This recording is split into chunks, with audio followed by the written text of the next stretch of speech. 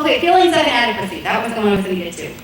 So if he's been wounded and beat down in the past by his father, his mother, especially by his father, haven't get an intimate, gentle conversation. Remember that firelight or candlelight or walking down the road or riding in the car, whatever, that kind of an intimate setting, and speak truth to him to counteract the lies he's believed about himself. Speak truth to him about the lies he's believed about himself. And I did this for like the first year or two of Raul's and my relationship, because he had a lot of lies he believed about himself. He kind of beat himself up about he was a failure with this and a failure with that and da-da-da-da-da. And after a while, I was like, wow, I think I'm supposed to be like deprogramming him or something. And so I kind of made it a mission to speak life to him every day. And so I left Post-it notes, like if I was over at his apartment. I was not there in the evening, just let that I had boundaries, but I would leave little Post-it notes in his Bible. Like every time I was there, I'd slide 5 or 6 in his Bible and he'd find them. And he has kept every single note I have ever given him. Every Tuesday night when he's at Band of Brothers, I leave a little note in the counter because he gets home really late, so I'm already in bed. And I leave a little note in the counter just saying how proud I am of him, and I try to think of the different things to say and ask the Holy Spirit to give me something to say. And I didn't know until this week that he has kept every single note in a file that I've done for like 10 years every Tuesday night. That's how much affirmation means to our men. They long to have someone speak words of life and encouragement and truth to them. Your husband is no different than mine in that arena. He would love for you, and he might not get all gushy and say all these sweet things about it, but I know he would love for you to write a note to him every day, saying something you admire about him, something good about him, that you can see that he's making progress in some area, whatever it is. Words of affirmation. Speak life to your husband.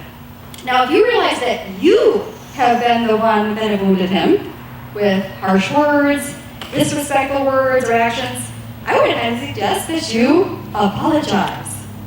We need to be humble too, right? So if you know that you have wounded him, and part of the reason he feels inadequate is because you've wounded him with disrespectful words or acting like you know everything and he knows nothing, what if you get your heart prepared in prayer ahead of time, but you humbly apologize to him. And you decide instead to speak words of life to him every single day. And this is where I think ladies, we just do this it's like instinctive or something. We tend to emasculate our men because we do tend to act like we know everything. Do you find yourself doing that? Am I the only one? I kind of feel like I know everything pretty much. And so I just feel like I need to tell him how things should be.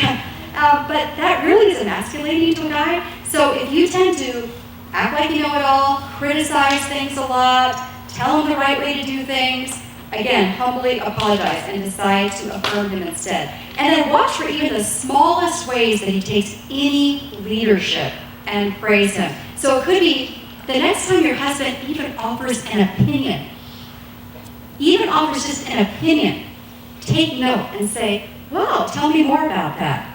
And find something to say like, well, that's really interesting. Thanks for sharing that. And if it's something that you can even act on, because it's not like, sell everything and move to Tahiti, like it's something reasonable, then act on it. Because he's like, oh, she thinks I have something of value to bring to the table here. He will step out in leadership more and more as you find something to affirm and acknowledge that he has an opinion and that he has some thoughts that might be valid. So again, if he offers an opinion, if he makes a decision, if he gives good advice, thank him, recognize that, speak words of life. And for spiritual leadership, watch for even the smallest sign of spiritual leadership and just praise him. It could be simply going to church. Okay, let's say that's all your husband does is he's willing to go to church. And you're like, I want the husband that's just, praying with me all the time. And, okay, you could look at the negative part and just dwell on that. Or you could go, wow, my husband goes to church.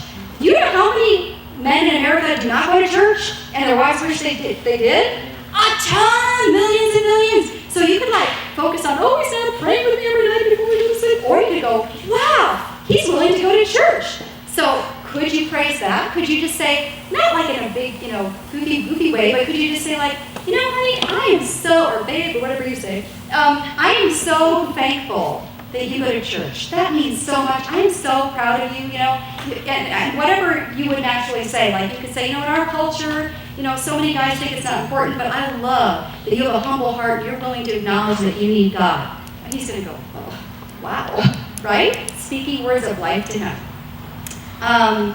What else can he do?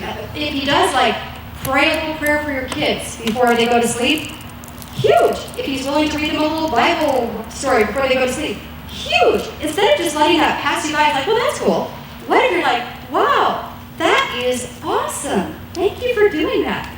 And for those of you who have guys who really don't want to pray out loud at all, one of the things that has helped some wives, I don't know if this has worked for everyone I suggested it to, but I've heard back from some that it did work.